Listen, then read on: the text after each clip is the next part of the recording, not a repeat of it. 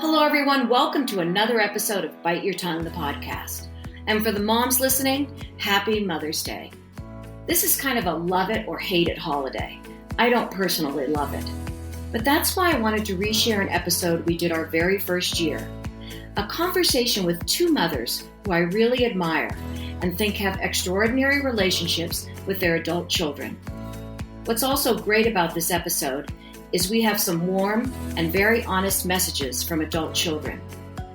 You should know that since this episode first aired, May 6, 2021, one of our guests added 2 grandchildren and the other one added 1. I watch as they love those grandbabies beautifully. I hope you enjoy their stories. So let's get started. I have to start off by saying my mom is my best friend. However, we could not be more different. She's the exuberant, outgoing idea gal, and I grew up loving to go along with her shenanigans. I would describe myself as a more quiet, introverted, and loyal follower. However, when I became a mom, what I really liked is how my mom clearly accepted me as an adult, making my own choices and respecting how I would like to parent my child. I became the leader, she became the loyal follower. Welcome to the Mother's Day episode of the Bite Your Tongue podcast. Today we're celebrating mothers of adult children, and we're adding a bit of surprise throughout the episode. Listen for messages interspersed throughout the episode from adult children to their parents. It should be fun, so let's get started.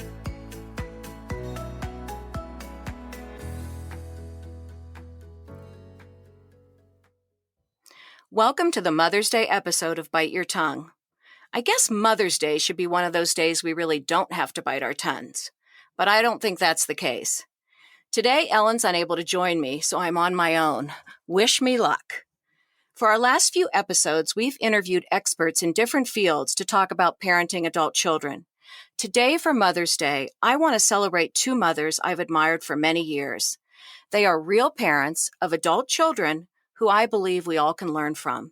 I didn't realize when I thought of them that they both are parents of just girls. One is a parent of 4 girls and one is a parent of 3. So let me introduce them. Welcome to Doria, a parent of 3 girls. Doria was actually my children's preschool teacher many moons ago and also a parent educator. Welcome, Doria.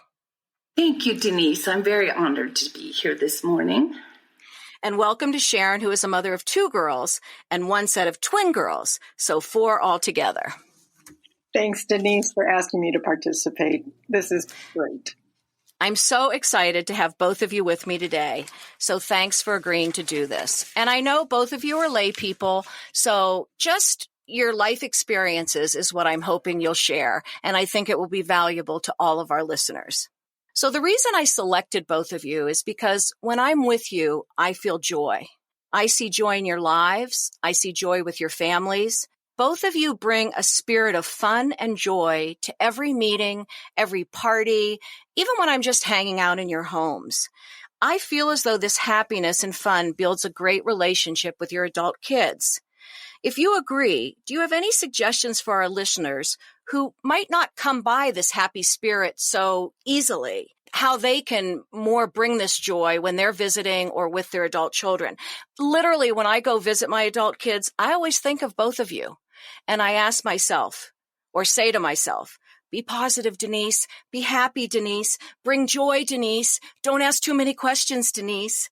So I just want to hear from both of you, and you can just take turns, how you bring this joy to every situation you're in. Don't be shy. Go ahead, Doria. You go first. Well, parenting young children can be tough. I think that in my family, we always tried to bring a little humor, lots of enthusiasm to get over the tense times.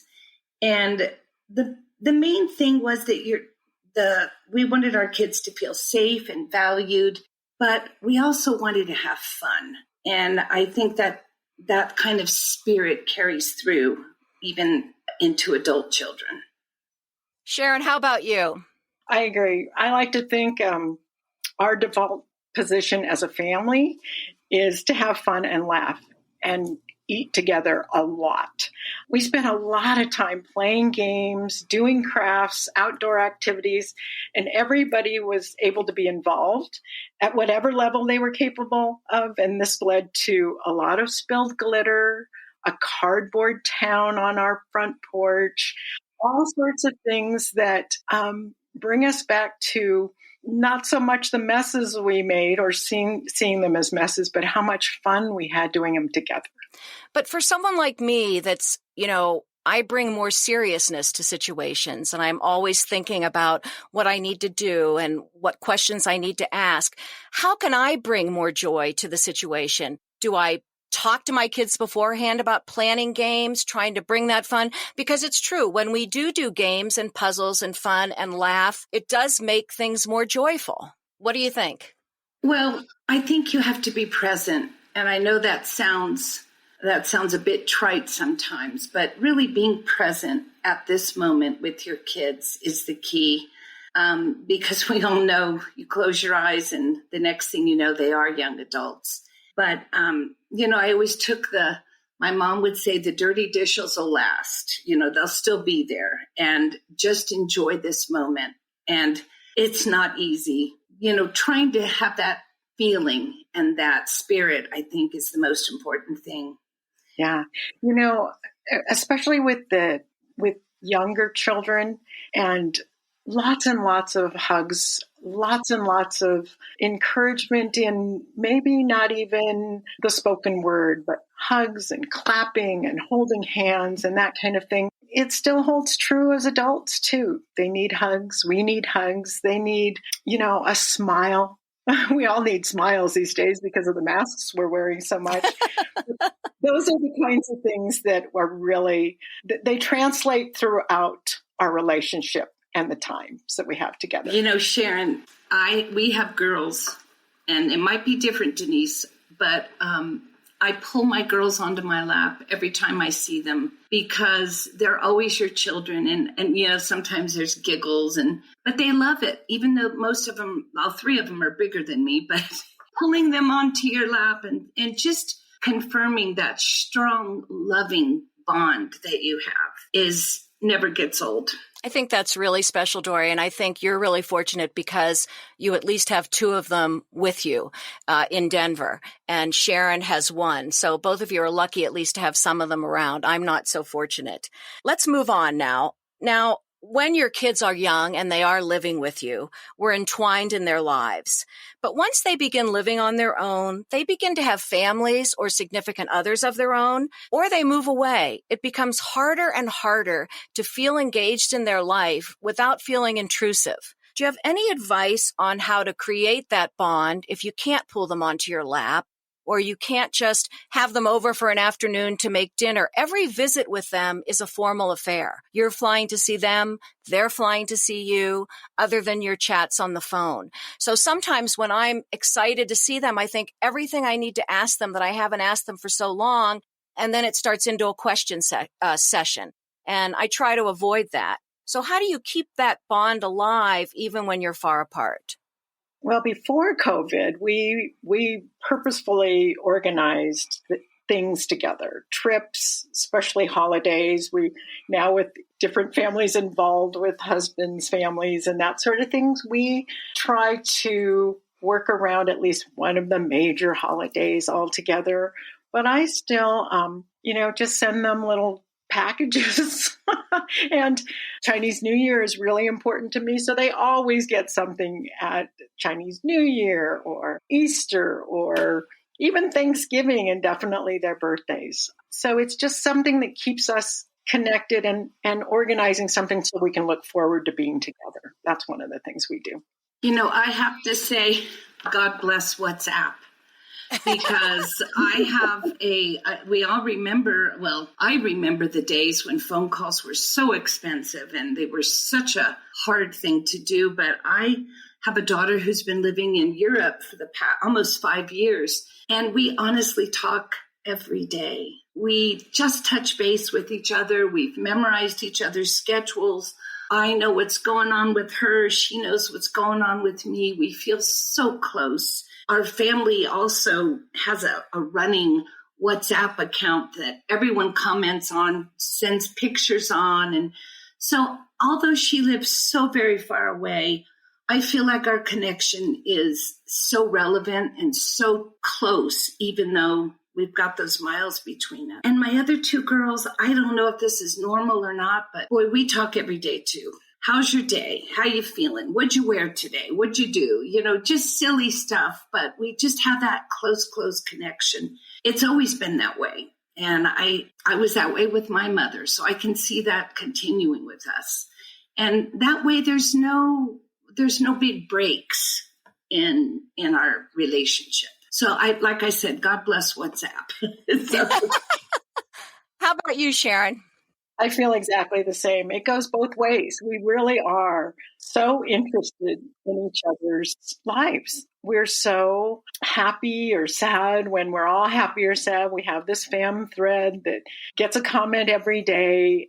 We speak all the time together. And my daughter with our first grandchild has been so generous and calls every morning with the baby so that she recognizes our faces. And it's really a lovely, lovely thing. And we are so thrilled about the ability to do that digitally, really.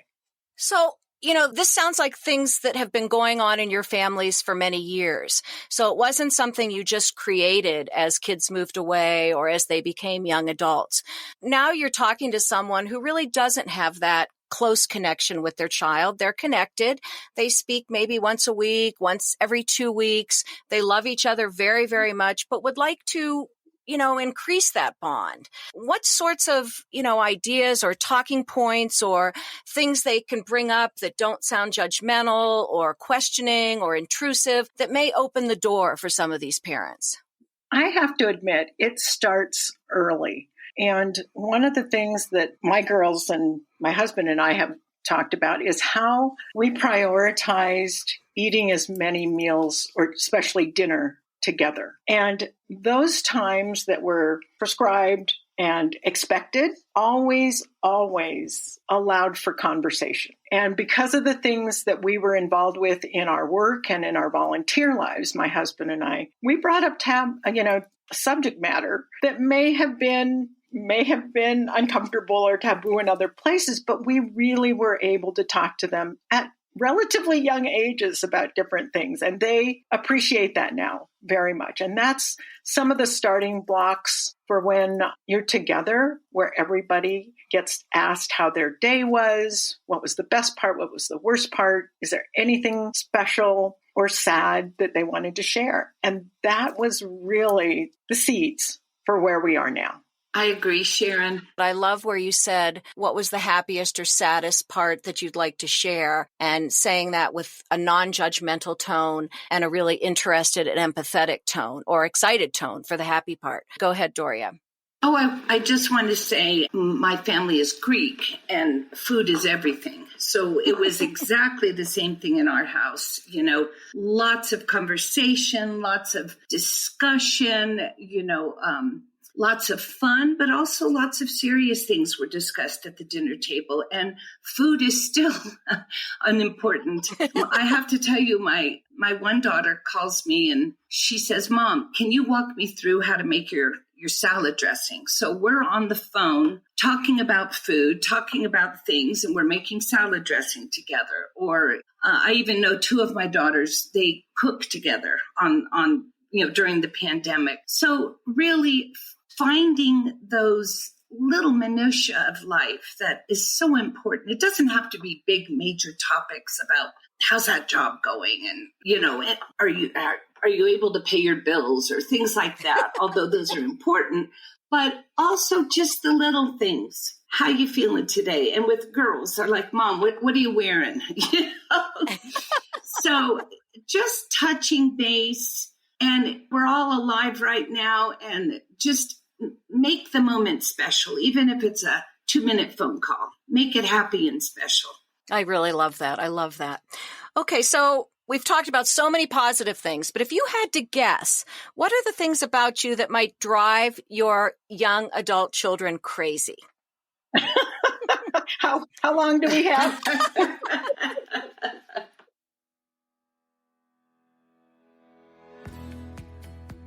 So I started realizing when I was becoming an adult and a more capable human being that we as kids see our parents as adults so much faster than our parents see us as adults.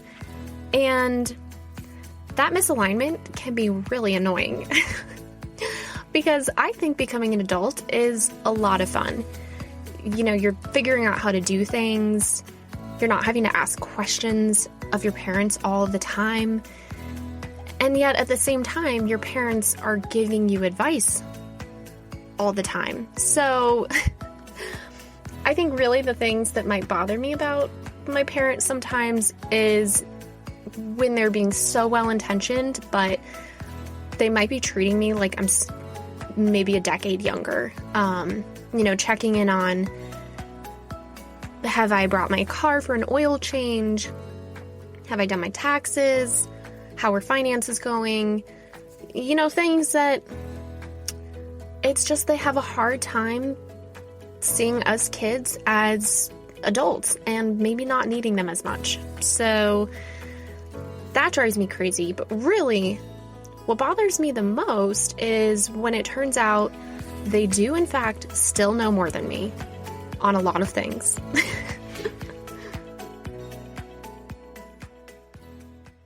Well, I have to say it's different for each child because I could ask the most, innocuous little question of one child, and then another one would take, umbrage with it. But I think I definitely could come up with things that would irritate each child, and I really try not to go there. It mostly has to do with personality differences. And, my kids tell me they admire my strength and things that have happened in my life, some losses and things like that.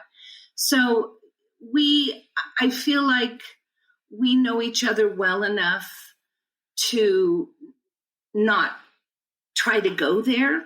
Although if there is something big, I feel like there's no subject that is taboo that we could talk about it. But yes, you kind of have to read the room and read the kid. Interesting. That's really good. Yep. How about you, Sharon? I'm going to go with what they admire about me first. Okay. But they know I've got opinions, but they appreciate the fact that I've evolved and we've come to a really healthy place for many opinions and a willingness to talk about all sorts of things. But I would think I actually, in part of this discourse that we have in conversation, one of the things that has driven them crazy and that we've talked about and that they've grown from, and I've grown from, is I was raised in a culture where being nice was everything. Being agreeable. Acceptable, always, I don't want to say submissive exactly, but definitely not on this planet to offend anyone, right? And I think what they've taught me from some of the frustration of that education at home was that they actually, not only being biracial, but also being women, their voice counts a lot outside our home. It counts tons in our home. But outside, I really wanted them to be raised the way or be the example of the way I was raised. And that was nice, nice, nice. And that's not a word that they appreciate the way I do, I guess. But it is something that I know annoys them periodically when I'm saying, "Oh, were you nice?" And And I want to make a note that Sharon is first generation Chinese American, right? Sharon, is that right? Yeah. American. So we have two very ethnic ladies with me today. So it's been interesting to be so proud of them finding their own voices, and yet at the same time going, "But wait, was that too aggressive?" And they'll say, "No, that's how I got my raise, or that's how I got my job, and I'm good at it, or I'm funny. And those are not things I would say for myself. So the whole thing in terms of annoyance, is a compliment to the way that they've come through this. They've been very nice to me about it. Thank goodness. But it does annoy them. It does annoy them. That makes perfect sense. That's wonderful, Sharon. Thank you. What role do your spouses play? Dory, I'll move to you since Sharon just finished. It's a team effort that keeps these relationships healthy, I assume. So what role does your spouse play? I happen to know Doria's spouse quite well and think of him as a big kid. But I'd like to know from you, Doria, what role your spouse plays. Well, I believe the best way to put that is that my husband, my girl's father, and I share a lot of the same values. We both have the same moral compasses, and that we've tried to, pass along to our kids. But that's where the likeness ends. We are completely different people. We have completely different passions. He's the fun one, taking them out, doing all these fun things that, gosh, let's jump out of an airplane. Let's go do this and that. And I'm the one saying, I wonder if we pulled our cover over this way, if it would make our bed look nicer when we made it. So the way these kids have grown up has been very diverse, but I do believe that it worked, and they're very close to their dad.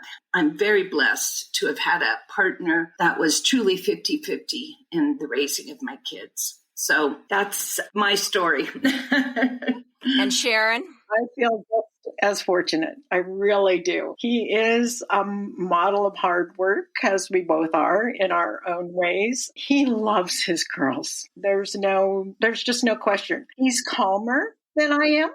Much calmer than I am. I sort of established the crafting and studying and dance and play at home. I coached their soccer team, so it was a little sort of serious tone there, even though we were running around and having a lot of fun. But my teammate husband taught them to bicycle, to play tennis, and did the whole skiing thing. Especially important was he taught them how to drive. That's where the calmness because that would not have been good, because I still clench when even he's driving. So you're kind of getting the idea of how the divisions of some of the work went, but we definitely were a team. And only a couple of times, pretty substantial, maybe, like a piercing, did somebody get away with pitting us against one another, as it were. So other than that, I feel exactly the same way, Doria. We were really fortunate to have teammates.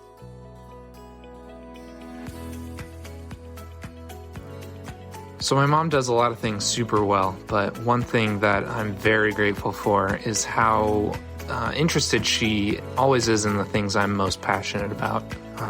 She's always willing to dive deep and get very technical in topics that I know she really doesn't have much of a background or understanding in.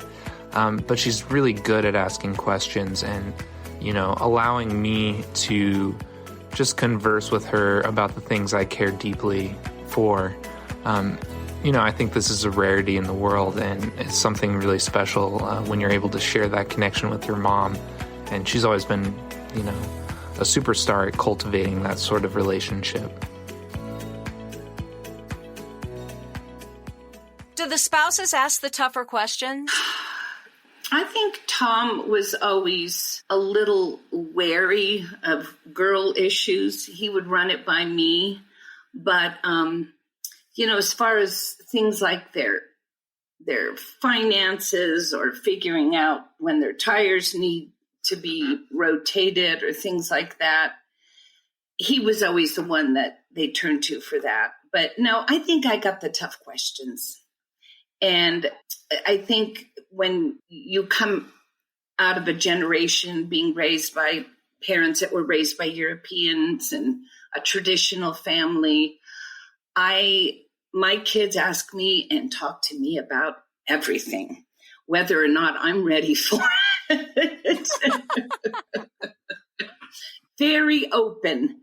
And I have to admit, sometimes that's hard. I have to make sure that I am moving with the times, but true to myself and being authentic. So I think I get the tougher questions for sure.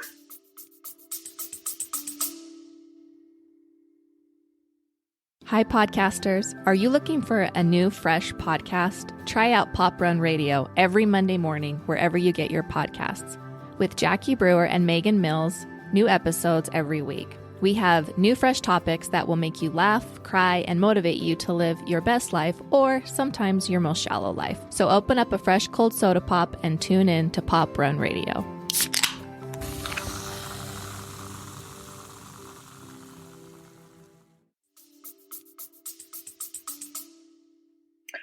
I completely agree, Doria. I really feel like I've gotten the tougher questions. And one part that I've made a conscious effort of is to be sure and share those with my husband at times so that he's not completely blindsided by not understanding what they're upset about. We've had a couple of those incidences where he doesn't care about anything. And I said, oh my gosh, he doesn't know anything. That's one thing that I do recommend sharing with spouses, teammates, parenting, is information and communication still is the key. But if you're asked to keep it confidential, do you? Doria? Usually use some judgment there. You know, I can trust my husband if I tell him not to mention it to the girls, but sometimes I feel like he needs to be in the loop a little bit. So, and they probably know I tell them. So. Right. Sometimes it's, you tell Dad, Mom, I can't tell them. Quite honestly, the answer to that is I'm not asked that much. Oh, that's so funny. Both of you have had harmonious and warm, open relationships with your mothers. And I've watched those relationships. I feel like I've been privy to them. What do you think you learned from your mother that makes you a better parent of an adult child? Sharon, you start this time. She was 45 years old and left with 6 children to raise alone after my father passed away. She had kids aged 21 to 20 months. And he just exuded kindness and dignity in everything that she did. And I am forever grateful for that. She just has this strength of will to make life good. The life experience that she's had is unbelievable, from her war experiences to moving to a new country to having all of these kids and having her spouse die, my beloved father. But she is one of the most positive people you'll ever meet. It amazes me still. It just amazes me. So that's what I take from her, is the love and positivity. The positivity. I want everyone to hold on to that word, because I think that also mirrors the joy. It's that positivity that I hope all of us can work on bringing to our relationships. Okay, Doria, I knew your mother very well, and she brought joy to so many people. My mother had a lot of setbacks in her life, a lot of loss. Growing up during the Depression and having immigrant parents, she had 6 children. Money was always tight. But I'm sitting here telling you that my childhood was magical. Somehow my mother made each of us kids feel like we were the most special, unique, perfect people in the world. Everything we did, she cheered us on. She also was very, let us be independent too and make our own decisions.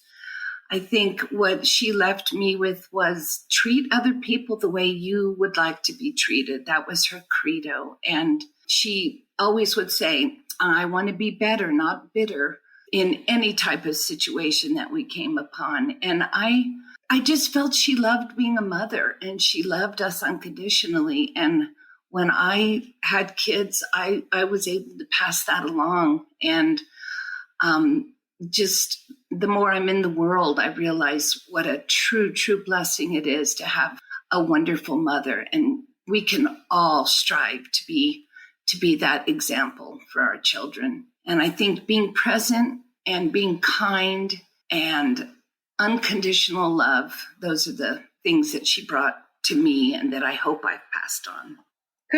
Could I share a real quick story? Absolutely. About If my you, mom? Sharon has a very, very low voice, so we really want to hear from her. So I'm going to ask you, Sharon, to use your outside voice. Okay, I'm going to use my outside voice. I do tend to get quieter and quieter as I speak more. But my children were in elementary school and my mother came to visit.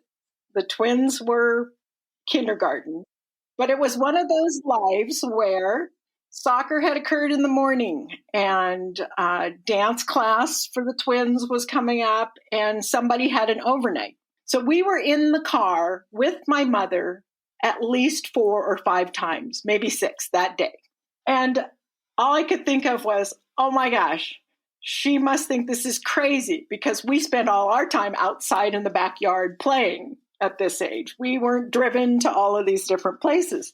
And she turned to me at a stop sign, and I'll never forget this, and I hope I don't break up. Turned to me and she said, "You are a wonderful mother." She said, "You are a wonderful mother. I cannot believe what you do because I don't understand these times because we did it so differently. But you are doing a great job with your children. I am so delighted. I know we'll talk about this a little later, but I am so delighted to be a grandmother, to be able to tell my children that someday."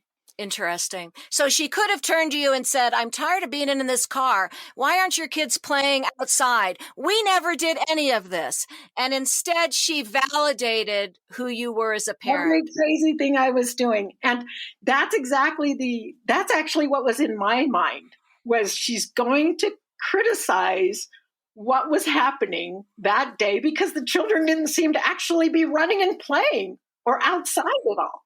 Right, but instead, right. She supported me. That's amazing. Lovely, wonderful, wonderful story, Sharon. Wonderful story. I will hold both of those. I think from Doria, I will hear better, not bitter. I will hold that. And from Sharon, I will hold if I ever become a grandmother and will tell my children what wonderful parents they are, because we know they are, even though times have changed. They have the love that we shared with them through their lives. So pull back from what we know and validate them for who they are. So I'm newly engaged, and one thing that bugs me about my mom, and something that she was even doing when I was very, very single, would be starting to ask me when I was going to have children. And now that I'm engaged, she is asking me that question even more, so that kind of bugs me. And then one thing that I absolutely love about my mom is that she is my biggest cheerleader. She's my biggest fan, and she always gives me the best, most sound advice. And even if I don't follow that advice and I make my own decisions, and even if they are the wrong decisions, she's always there to support me and help me through it. And I love her. Okay, so both of you have adult children who are married. We recently interviewed a wedding therapist, and that episode will actually drop after this one, but it's already been recorded. What would your top 3 or 2 pieces of advice be for adult parents entering that wedding planning stage? Well, Sharon I happen to know Sharon has some wonderful ideas. We just 5 years ago went through a very joyous occasion. And I'd like to tell everyone out there, it's not easy bringing 2 families together.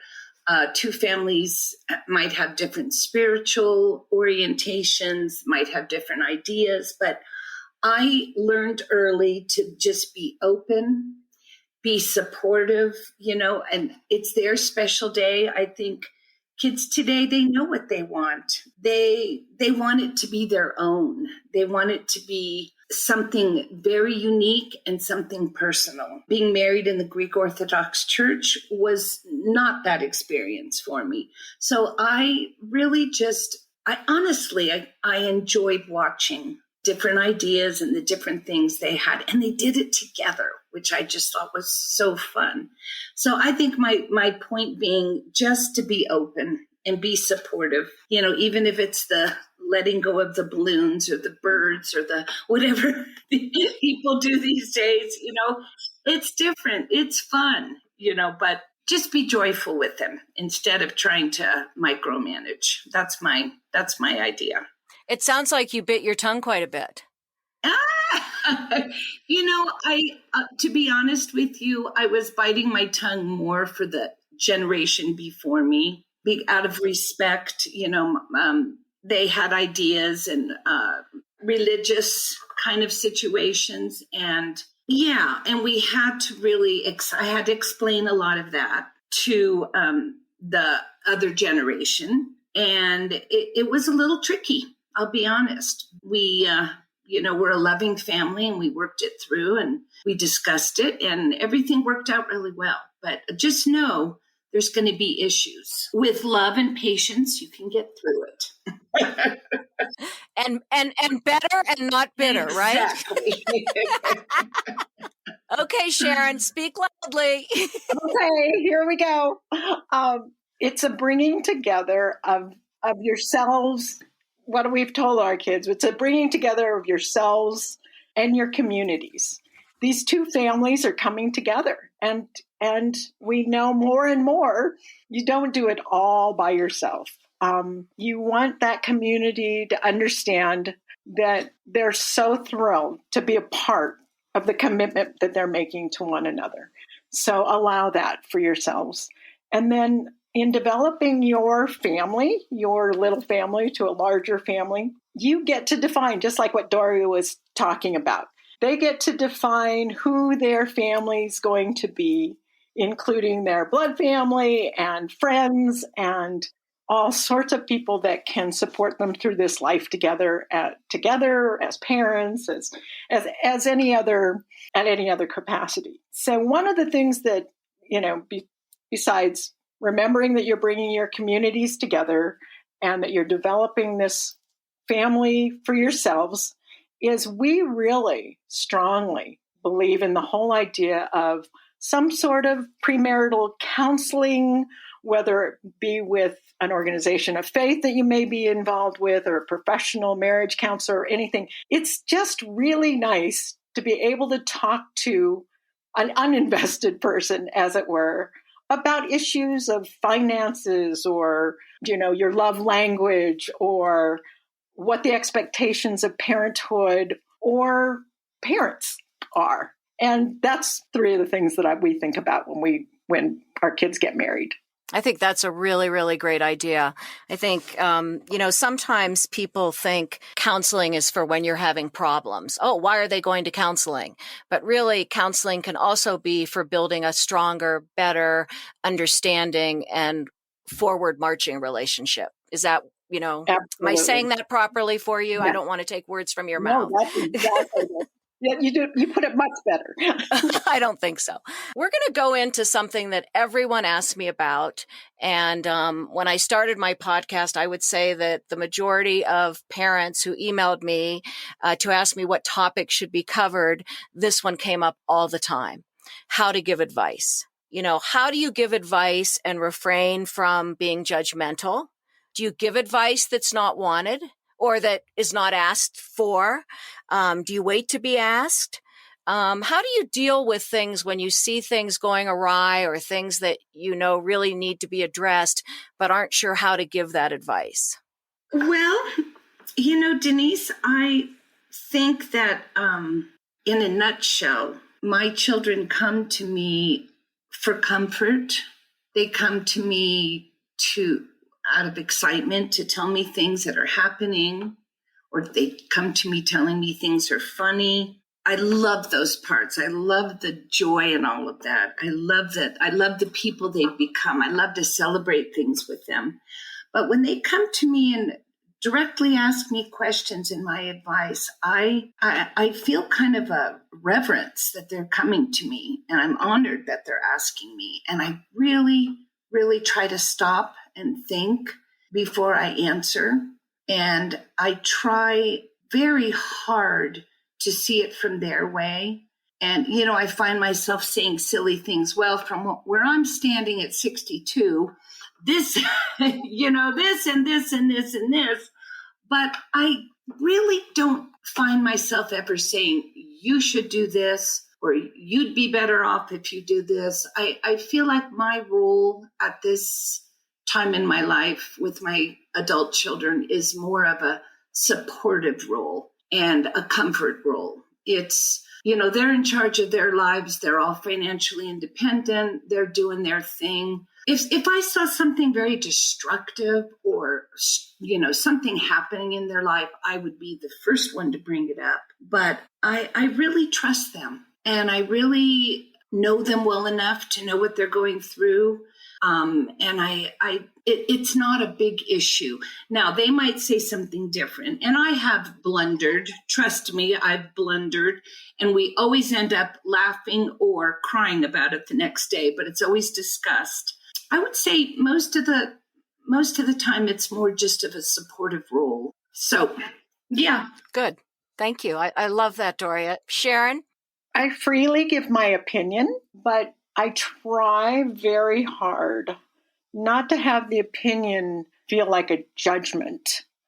The difference is, this is what I think about it. What do you think about it? And that's the most important part to me, is I have all sorts of opinions on all sorts of things, colors and daylighters, any sorts of things. But I think there's really a distinct difference between passing on a judgment of your behavior and an opinion about what you see. And it's a hard exercise, and you got to start young in terms of letting go of telling them all the time what to do, but kind of giving options and choices, and they've made good ones. And I'm with Doria. We have talked about almost everything and anything for a long time, starting with potty training and what they felt about having to do that. So getting into some of the harder issues. And there are times, without question, I say to myself, zip it. Wait a minute. Don't you say bite your tongue? No, I'm sorry. I say bite my tongue. Come on, Sharon. We got to market this. Exactly. My mother once told me that she would try and put a smile on her face before she told me something I wasn't going to like to hear. Interesting. Well, and I really liked your follow-up, here's what I think, what do you think? Because it sort of brings down your opinion and raises up theirs. And I really like that. That's terrific. Oh man, I think the thing that bugs me the most about my mom is her lack of trusting me to make my own decisions, even though I'm a grown adult. That being said, my favorite thing about my mom is that she has my back, whether I make the right decision or the wrong decision. And even more so when I make the wrong decision, she's always there to help me out. All right, you guys are so wonderful. We're going to move to grandparenting because both of you are grandparents. I am not, so I'm so anxious to hear what you have to say. And I know both of you are highly engaged in the lives of your grandchildren. Doria has a grandson locally, so I'm going to start with Doria. You were a preschool teacher. You know so much about raising children. Do you have to bite your tongue all the time? How do you often offer parenting advice without sounding critical or judgmental, or you just don't do it. I have a friend who once told me, and I think she's a terrific mother too, and the new thing when her child had their first baby was no pacifiers. So they were running around with their finger in the child's mouth all the time. And my friend kept saying, "Oh, he needs to suck. He needs to suck." But she had to bite her tongue. So how do you deal with things like that? In my situation, and this is just with this child and this first grandchild, I don't know how it's going to play out in the future, but I had two young people looking at me going, "Help." Why is he crying? So it was different. They were asking me my opinion. They were begging opinion on things. And, it's the delivery.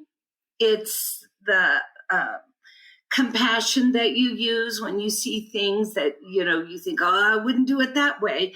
You have to bring it into the situation with a lot of love, with a lot of compassion for exhausted people and just all of that. I mean, it really has been a joyful time, going through.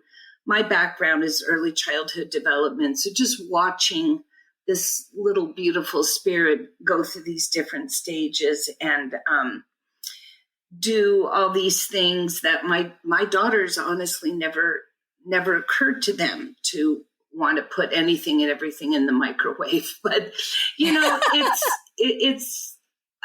it has been a wonderful experience for us. So I just want to tell parents becoming grandparents, I kind of heard people say in the past, "Oh, grandparenting is great. You can just give the kids back at the end of the day and you don't have to worry about it." And in a way, that's true. I trust that these two young people are doing their best, but your heart never rests, after that little one's in your life. But so I think with this one, opinion giving came very easy, and it doesn't always work, but we try. Now for Sharon, what I want to know is she has one granddaughter that lives in another state. And I know when the baby was being born, Sharon lived with her daughter and son-in-law. I thought it was a month, but I think you said 3 months, Sharon?